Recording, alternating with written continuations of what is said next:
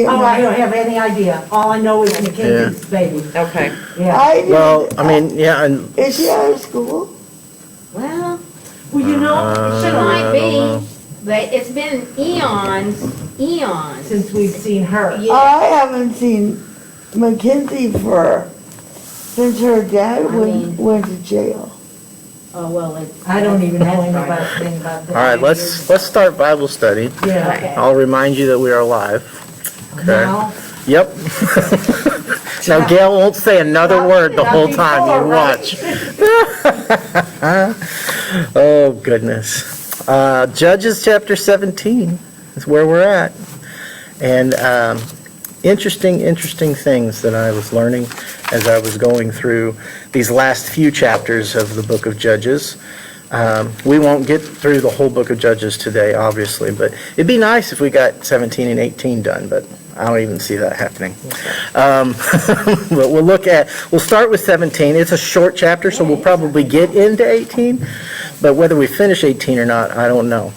But the thing about the book of Judges, I mean, we know there's this cyclical thing that goes on with Israel where they follow God, and then they decide, you know what, I like this shiny God better, and they chase after other things that don't satisfy, and then God allows other nations to come in and oppress them, and then they cry out for mercy, and God sends a judge to come and rescue them. Throughout the book of Judges, there are 12, believe it or not, judges that show up, and the book of Judges is full of numbers, okay? And it's not, it doesn't have more numbers than the book of Numbers, obviously, but for a book, the book of Judges has a lot of numbers that are repeated, okay? For instance, how many men were carrying torches with Gideon? There were 300 torchbearers, right? How many foxes did Samson light their tails on fire? 300. So both judges had 300 torchbearers to rout the enemy out with. Just Samson's torchbearers were foxes, Gideon's were men, right? So 300 torchbearers show up in both stories. So that's what I call that compound coincidence. You know, when you see compound coincidence, it's not coincidence, it's called design. It's there for a reason. And so the same numbers show up often in correlation to the Judges. And I think as we work through the last few chapters of the book of Judges, we'll see that come to even a greater fruition. But you kind of hunt for them, but when you see them, you're like, oh, wow, that's amazing. But right in the beginning of chapter 17, we see another one of those numbers that shows up right away. And so in verse 17, verse 1, it says, "There was a man of the hill country of Ephraim, whose name was Micah. And he said to his mother, 'The 1,100 pieces of silver that were taken from you, about which you uttered a curse, and also spoke it in my ears, behold, the silver is with me. I took it.' And his mother said, 'Blessed be my son by the Lord.' And he restored the 1,100 pieces of silver to his mother. And his mother said, 'I dedicate the silver to the Lord from my hand for my son, to make a carved image, a metal image. Now therefore I will restore it to you.'" And we'll stop there in verse 3. But there's so much in those first 3 verses that, like, whoa, what's going on? First of all, we don't know who Micah is. We don't know who his mother is. Some people have surmised that his mother is Delilah. I don't believe so. I believe that, and from evidence in other portions of the scripture, what you have here is the book of Judges, chapters 1 through 16. And then just like an excellent movie, it comes to an end and then it goes back to show you, how did all this start? How did all this happen? And what we're going to see here is sort of like an epilogue that is actually prologue, okay? That the last few chapters of Judges is the writer is telling you, all that you've just seen in the book of Judges, this is why. This is why that happened. Okay, so the epilogue here to the book of Judges is the prologue. And one of the verses, and we'll get to that later, is it talks about who the priests are and where they are. And these are the grandsons of Moses. Even the Levite priest that is being used improperly by the tribe of Dan, it is believed that he is the grandson of Moses. And it's like, whoa. That's how far things have gone and how quickly things have gone downhill. Didn't take long. Just his grandson is already, just not doing his job. So we have this going back to set up the rest of the book of Judges. But right there in verse 2, it says 1,100 pieces of silver. If you'll flip your page one back, right, we have the story of Samson and Delilah. Does anybody remember how much Delilah got for selling Samson out? 11 pieces. 1,100 pieces of silver from 5 different Philistine lords. So she got 5,500, but they gave her, each one of them, 1,100 pieces of silver. What the writer is trying to do here is, here, look, remember last time we met, we talked about how Delilah, we love to think that she was a Philistine and she was a prostitute and all of that, but the text doesn't say that. In fact, when you look at the name, which is a distinctly Hebrew name, Delilah was probably Hebrew. She probably wasn't a prostitute, yet she sold out the judge, right? She sold Samson out for silver. She betrayed. What was Judas? A betrayer. A follower, right? A disciple. Yeah. And took some silver. He wasn't, this Roman who pretended to be a Hebrew.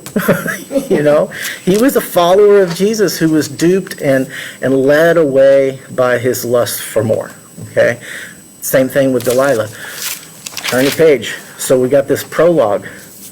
What's this guy steal from his own mother? 1,100 pieces of silver. So he's stealing from his mom.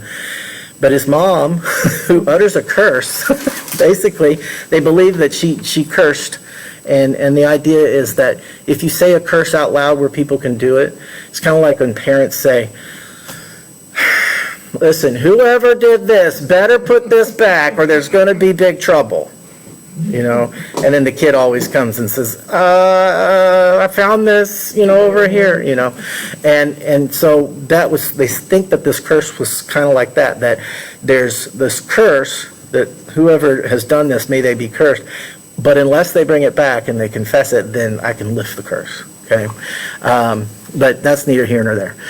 The idea, though, is he brings the 1,100 pieces of silver back to his mother. And then if we'll look back, and then what does she decide to do with it there in verse 3? Make an image overlaid with silver.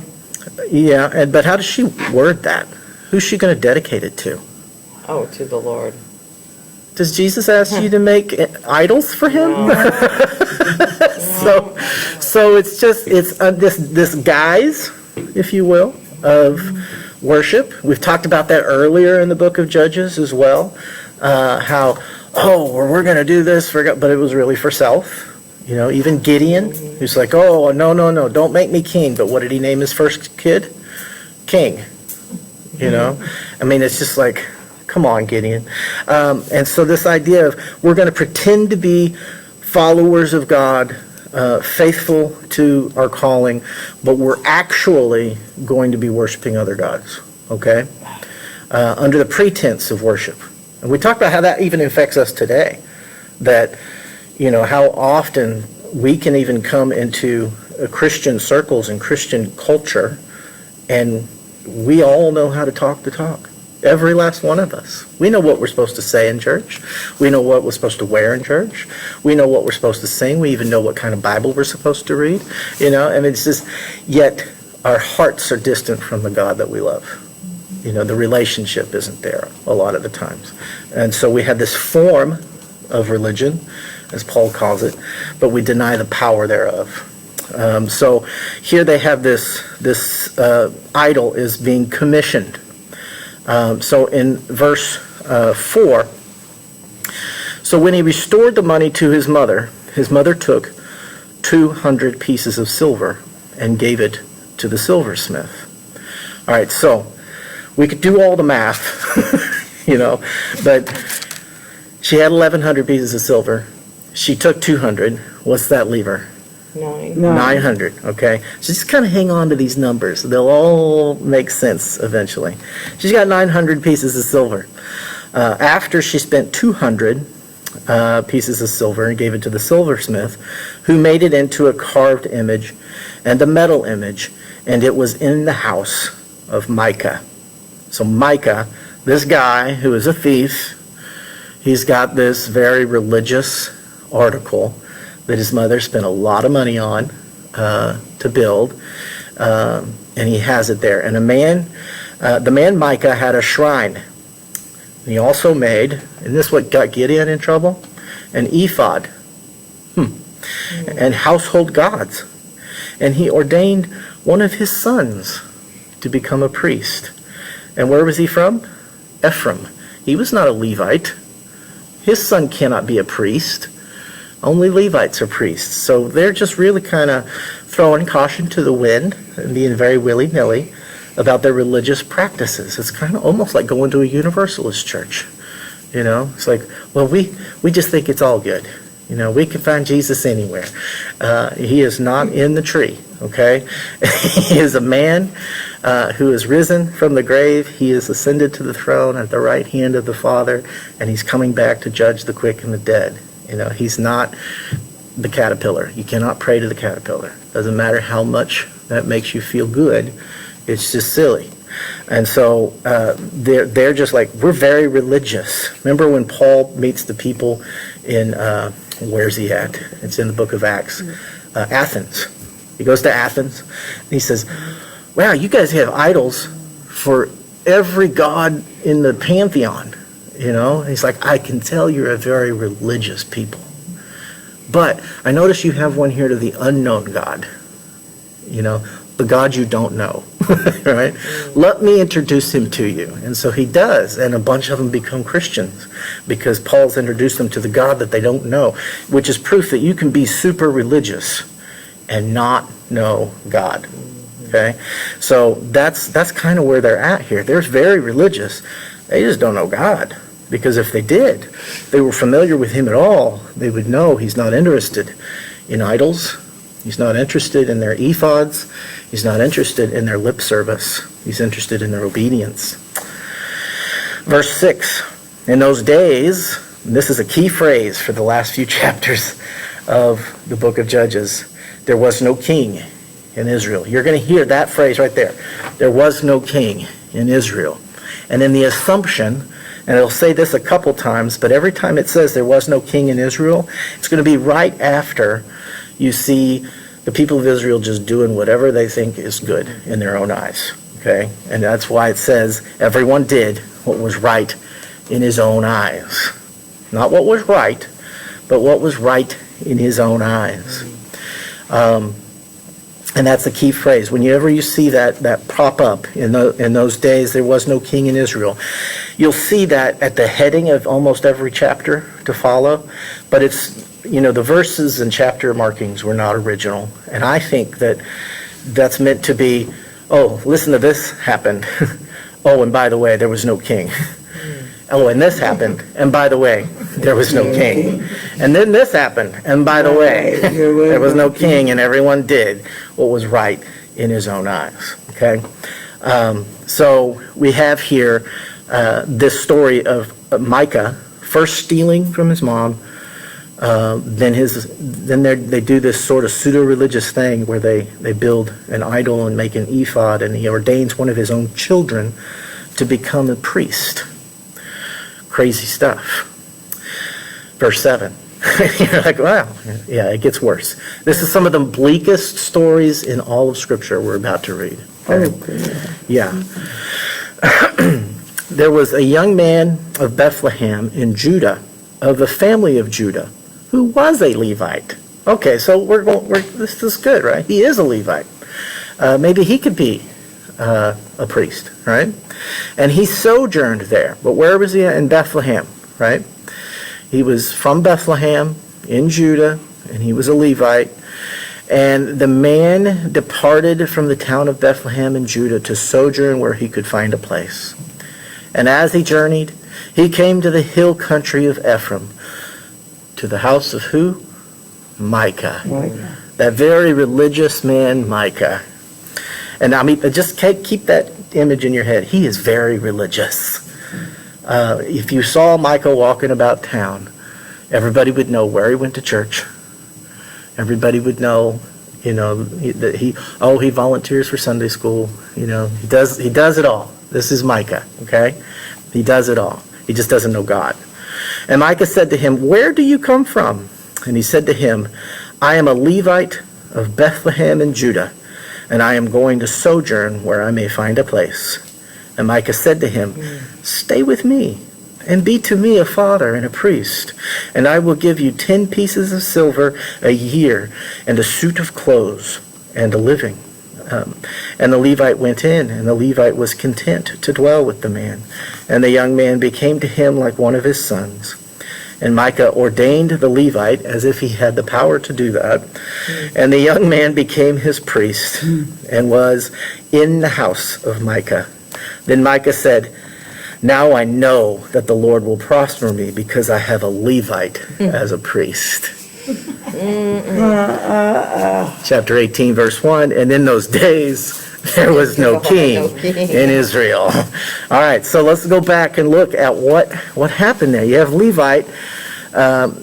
We don't have the name of the Levite, so I just call him Levite.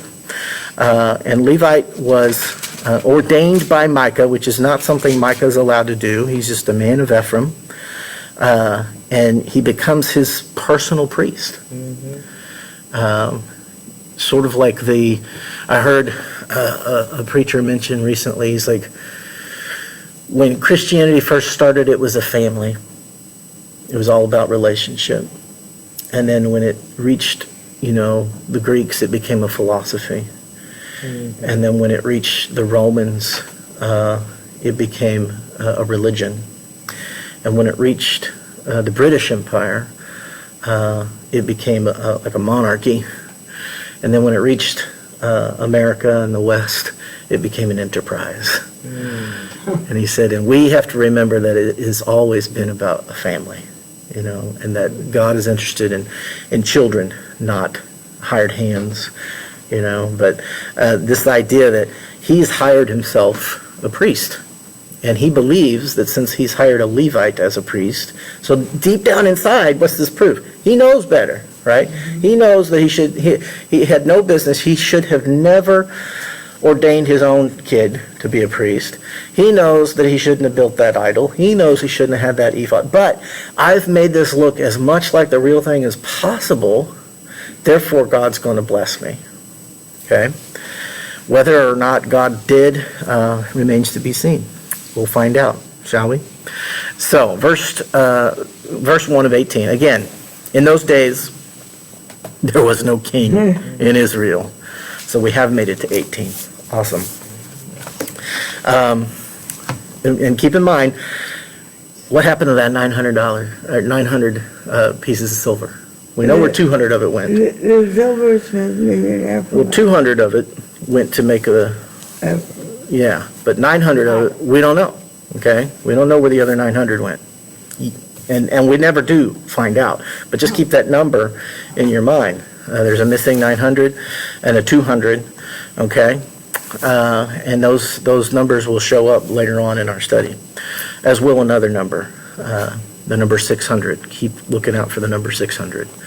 In those days, there was no king in Israel, and in those days, the tribe of the people of Dan was seeking for itself an inheritance to dwell in. For until then, no inheritance among the tribes of Israel had fallen to them. So that's one of the other proofs that this is more of a prologue, because Dan would have been given an allotment by Joshua. And so this is even before all of that happened. Things start to go downhill. So the people of Dan sent 5 able-bodied men from the whole number of their tribe, from Zorah and from Eshtaol, to spy out the land and to explore it. And they said to them, "Go and explore the land." And they came to the hill country of Ephraim, to the house of Micah, a very religious person. And they lodged there. When they were by the house of Micah, they recognized the voice of a young Levite. In other words, I think he had an accent that made him stick out as, that's a Levite. Okay, just like you can tell someone's from Kentucky or Mississippi. You know, you can just tell, or Minnesota. You know, and they think, oh, don't you know? Yeah. Like, that guy's not from around here. And they turned aside and said to him, "Who brought you here? You know, you're not from around here, are you? What are you doing in this place? What is your business here?" And he said to them, "This is how Micah dealt with me. He has hired me. I have become his priest."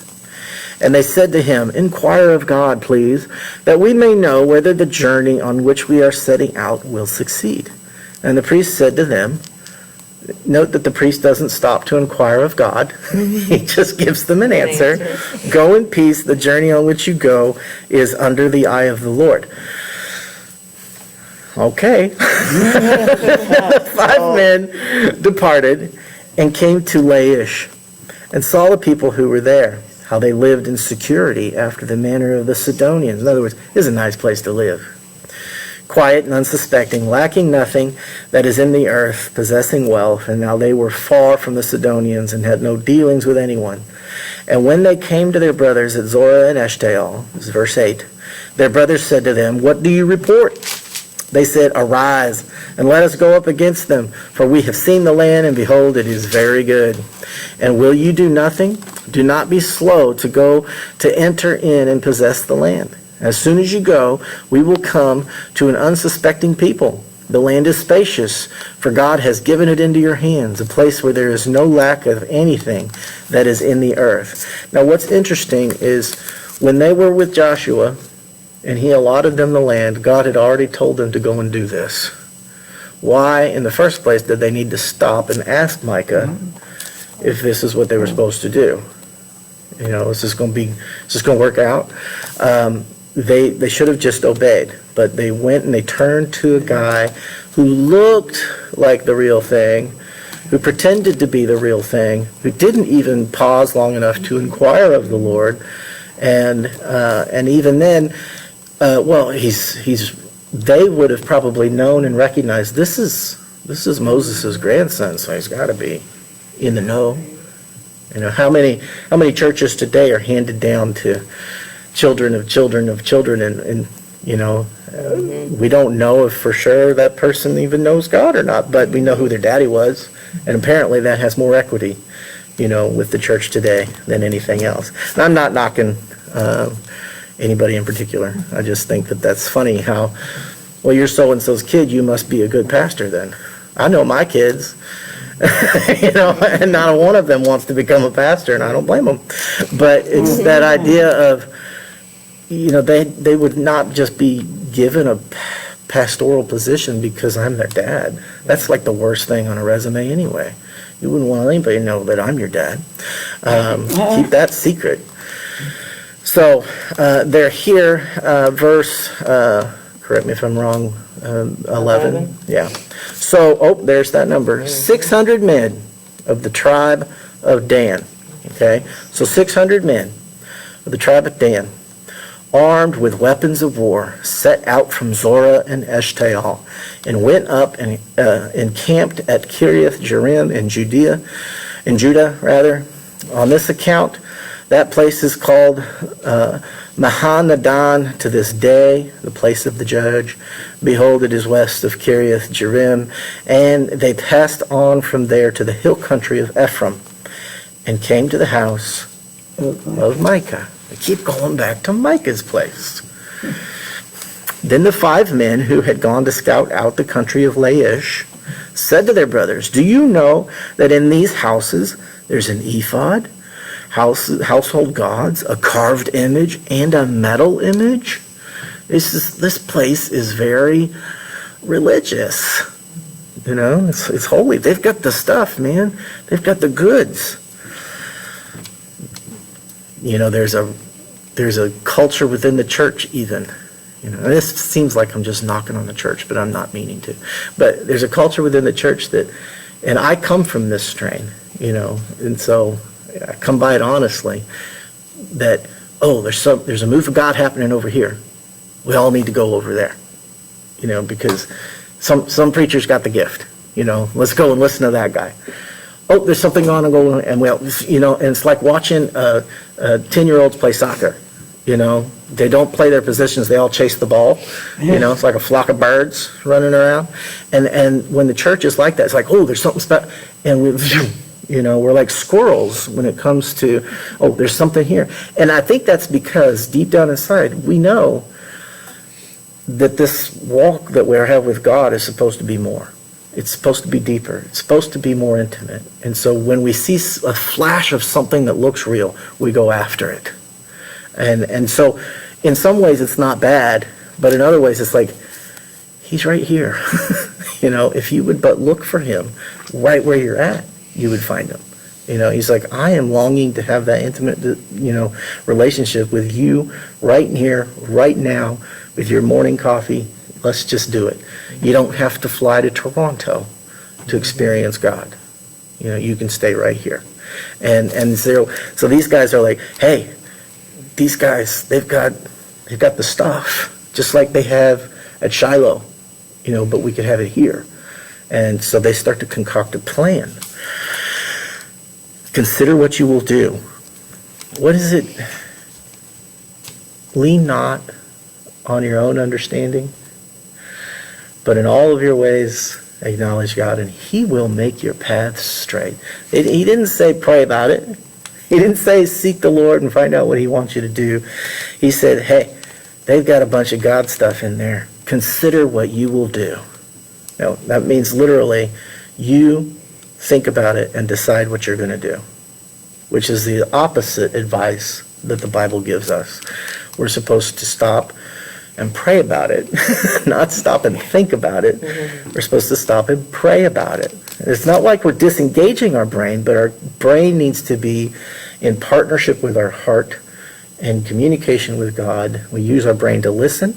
We use our brain to obey, not to concoct our own plans. Verse 15, they turned aside and came to the house of the young Levite at the home of Micah and asked him about his welfare. How you doing? You getting paid enough? You know, what are they paying you to be the priest here? Because maybe we could double that. Now, the 600 men of the Danites, armed with their weapons of war, stood by the entrance of the gate. Now, just imagine this picture in your head. You're a Levite. There's Micah. You know, he might have a gang of, 10 or 20, tough guys that could go out and do stuff. But there's 600 well-armed Danites over there, and they're offering me, the opportunity, the opportunity to go and work for them. I just think of like organized crime in New York. You're like, I've got an opportunity for you, and it's one that you would be wise not to turn down. And so here he is. There's 600 enforcers, mob enforcers at the entrance of the gate, and the 5 men who had gone to scout out the land went up and entered, and they took the carved image, the ephod, the household gods, the metal image, while the priest stood by the entrance of the gate with the 600 men armed with weapons of war. And when these went into Micah's house and took the carved image, the ephod, the household gods, and the metal image, the priest said to them, "What are you doing?" And they said to him, "Keep quiet." Ooh, that phrase. Keep quiet. Shh. Don't tell. Anytime anybody says, "Psh, don't tell," run. Don't have anything to do with that, because it's going to go south, okay? Just keep quiet. And how many times have we been implored to keep quiet when we know we shouldn't? And so just keep quiet. Put your hand on your mouth and come with us and be to us a father and a priest. Is it better for you to be the priest in the house of one man, or to be priest to a tribe and a clan in Israel? So they're appealing to him. Go all the way back to the garden. It's good to eat, you know. Yeah. There's less of the eyes, less of the flesh, and the pride of life. What do you want to be remembered as, Levite? You know, Micah's, lackey? Or do you want to work for a whole tribe? And a very important tribe, the tribe of Dan. And the priest's heart was glad, verse 20. He took the ephod and the household gods and the carved image and went along with the people. Not only did he no longer put up a fuss, but he even helped them steal these things. Not that in itself would have been horrible, because Gideon was charged with destroying that type of stuff, right? Mm-hmm. So God would have been more happy if they saw that and they destroyed it. But instead, they steal it, and they just compound the sin of Micah here. It's like now it's a whole tribe has hired their own priest to do it their way, okay? And ultimately, what this leads to later on is you have the combined kingdom of Israel with David, and Saul first, and then David, and then Solomon. And then after that, the kingdom is split in two. You have the northern kingdom and the southern kingdom. You have the kingdom of Judah and what they call the kingdom of Israel in the north. And the kingdom of Judah worshipped in Jerusalem, where they were supposed to, at the temple. But the kingdom of Israel in the north, they worshipped all the way up in the north at a city called Dan, where they had an ephod and an idol and some Levites that they'd hired, right? And it's like they had already set up their false, place of worship a long time ago, way back even before the judges, okay? So they turned, verse 21, and they departed, putting the little ones and the livestock and the goods in front of them. And when I read that, I'm like, what an odd thing. Who would put the little ones and the livestock in front of them? These are 600 mighty men, right? It's like they were using them as shields. Yeah, and where did that come up before?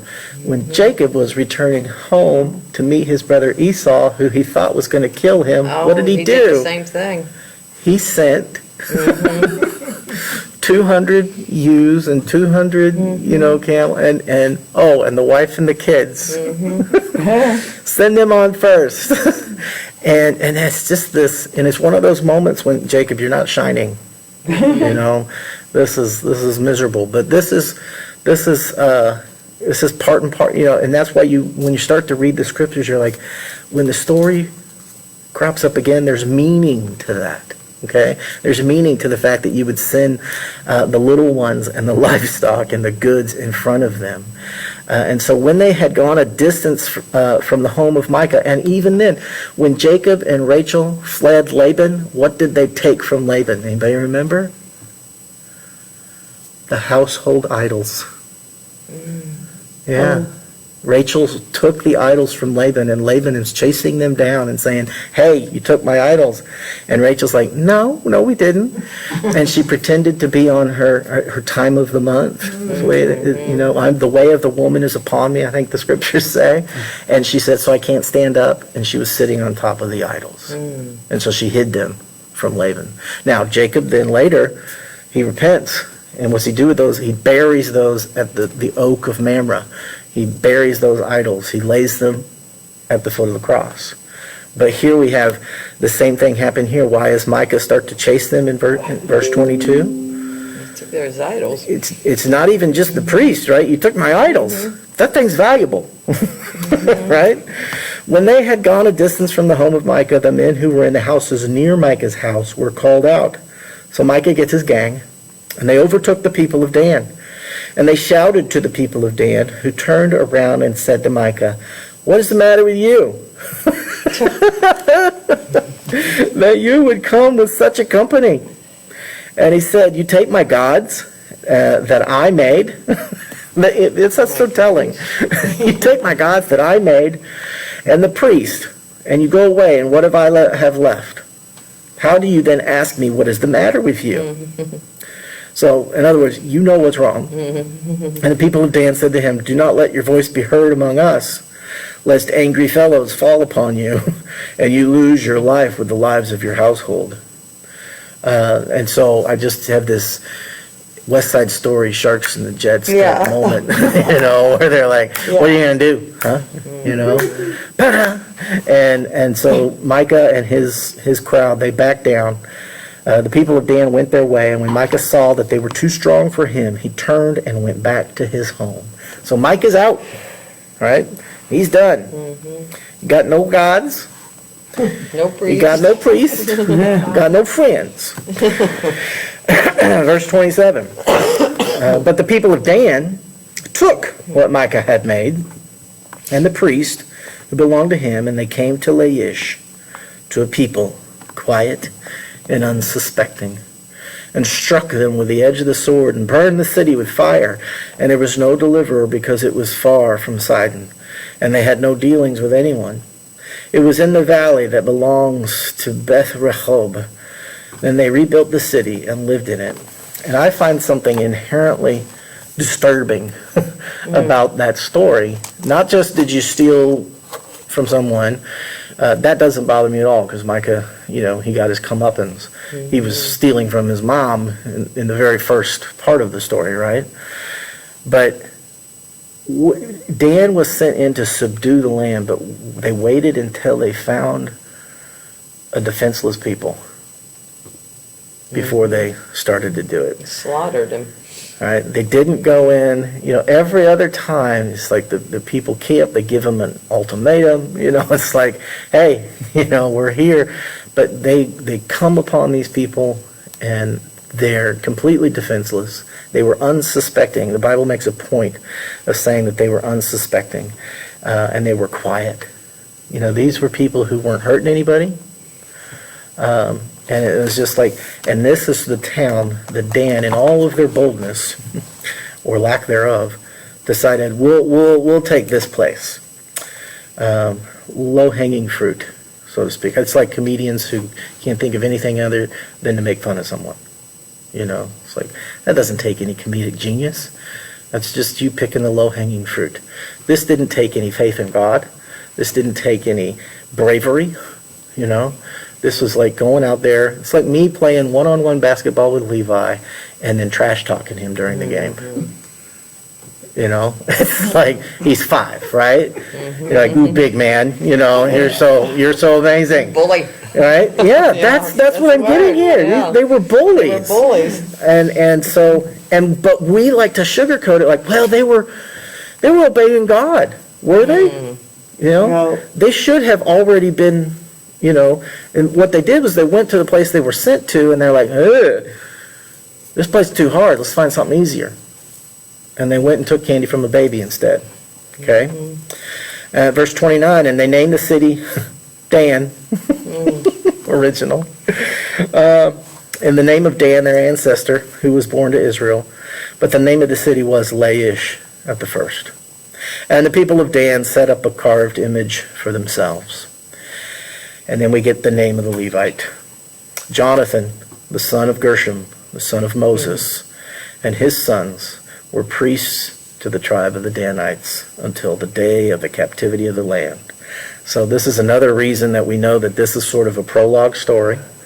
But we now know that it was Moses' grandson that was this Levite priest for hire, right? And that's why you're like, well, and I can remember the first time someone said to Isaac, my son, oh, well, you should know better. You're a pastor's kid. And I said to Isaac, never rest on that. Like, you have to have your own walk with God, and don't let anybody hold you to a standard because you're my kid. You hold yourself to that standard because you're God's kid, and you're a Christ follower. You're not a David follower. And he's taking that to heart, and he doesn't do anything I tell him. So, no, that's not true. He's a pretty good kid. But this is Jonathan, the son of Gershom, the son of Moses, who became the priest of the tribe of the Danites until the day of the captivity of the land. That means until the Assyrians came to take Israel, those priests were serving up there in a place they knew they weren't supposed to be serving. Wow. Isn't that something? And they did that as long as the house of God was at Shiloh, so, which is where the Ark of the Covenant was kept. Wow. Wow. Wow. Verse 19, or verse 1 of chapter 19, what's it say? He ended it. They didn't have no king. They didn't have no king. And I really do think that that's meant to be like a, oh, and by the way, they didn't have a king. That's why they did this stuff, because they didn't have anybody to tell them what to do.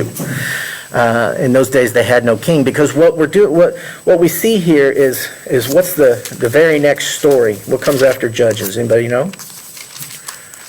Ruth. And who was Ruth? Ruth married to Boaz, and they had... Didn't she become a queen? Well, eventually, that's Esther you're thinking of. But Ruth and Boaz, they had, a kid and another. Eventually, it leads to this guy who was a shepherd named David. All right, so Ruth is David's great-grandmother. And so what you see here is this prologue that to the book of Judges and all the bad stuff that went on. May even, by the people who wrote it, they're like, oh, you know what, let's go back and let's add this to the book of Judges, this story here, so that and let's put this refrain in here, because the scribes who gave us the book of Judges would have been the same scribes who gave us the book of Ruth, same scribes that probably gave us 1st, 2nd Kings, 1st, 2nd Chronicles, okay? And so what they're doing is they're setting you up for the kingdom of David. Oh. Because what does Samuel tell the people of Israel first? God's supposed to be your king, right? And they wanted a king just like everybody else. And he's like, fine, I'll give you Saul. I'll give you Saul. You can have that kind of king. But then God's chosen king shows up, David. David is the chosen king. And so the scribes they're trying to the text is really kind of, like when an earthquake happens in the ocean, you don't get the tsunami right away. It comes later. King David comes later, and his reign, ultimately we know prophetically knows no end. It leads to Jesus. And so these are the tremblings. Oh, they were doing whatever they wanted because they had no king, Oh, and then the wave starts to build, David, who shows up on the scene, he's like nobody else in the Old Testament. He's a Renaissance man. He taps into this relationship with God like nobody else does. He's intimate with the Father. He has arguments with the Father. He confesses his sin to the Father boldly. Everybody else before that says, well, I'm not that bad. Even Abraham was like, what was I supposed to do? But David, he says things like, I'm a crud bucket. And you know it. I know it. How can we work this out? And David has this raw intimacy with God that nobody else has. And then, of course, one of his descendants is Jesus, who then invites us into that same kind of, it's almost like David looked forward through eternity and went, and tapped into grace, long before it was poured out at Calvary. And I don't know how he did it, but he did it. He got away with it. I mean, he was eating bread that was from the temple and didn't get in trouble for it, it's just all kinds of stuff. Samson kind of got away with that too, breaking his vows and didn't hurt him, But here we got this David who just is something. And so we start to see the first rumblings, I guess you could say, of that showing up here in the last bit of the book of Judges. But in those days, there was no king, and everyone did what was right in their own eyes. So maybe just write in your margin there those numbers that we were talking about, the 600, the 200 shekels of silver, okay, and the 600 men, remembering that, and that there's some unaccounted for money, pieces of silver, 900 pieces of silver unaccounted for. Like, where'd that go? And you're like, well, how's that supposed to all get worked out in this book? I don't know. We'll find out. While I was studying this, you get in here and there's like 400,000 men, 25,100, 22,000, 18,000, and I'm not good at math. Okay, I'm just like, my head starts to swim. But I started looking up stuff, and this one guy, he did this whole workout, and he's like, we have this and we have this, and I'll present that to you, the stuff that he worked on. It's really clever and interesting. He's like, and I'm not telling you what all these numbers mean. I'm just telling you they're there and they matter. And it's neat stuff. Any questions, thoughts, comments on what we studied today? We got through 2 whole chapters. I'm impressed. Phew. But so, first we had the 200 shekels of silver, right? And they built an idol. And then they had this, in 17:6, it says there was no king. And then this guy went and ordained his own priest, built these idols, and did all this very religious stuff. And in verse 18, or chapter 18, verse 1, oh, there was no king. And then the 600 Danites, they end up taking the idol and the Levite and overcoming, they bully the people of Laish. And I love that, shh, be quiet. Don't put your hand over your mouth, that part. Oh, and by the way, in verse 1 of chapter 19, they didn't have no king. And that phrase shows up one more time in the book of Judges. Anybody want to guess when it is? It's in the very last verse of the Bible, or of the book. The very last verse of the book. In those days there was no king. And that's one of the reasons I think it's meant to be, an underscore, not a heading. Okay, that they're explaining this happened because there was no king and everyone was just doing whatever they wanted to do, not what they thought was best. And it doesn't say it that way. It doesn't say that they were trying to do what was right. It says they did what was right in their own eyes. That's the descriptive term. They weren't trying to do what they thought was best to honor God. They were trying to do what they thought was best for them. It was very self-serving. We want to be our own people. We want to have our own priests. We want to be in our own nation. And ultimately, they get their way. God lets them have their way, but they regret it. So next week, we'll get into chapter 19, which really is, I think, next to the betrayal and crucifixion of our Savior, this is the darkest chapter in the Bible. It's just awful, awful, awful. So if you're brave enough to go ahead and read it in advance, go for it. But it's hard. It's hard. So that's good. No questions, no comments? Are you on Facebook? About to be.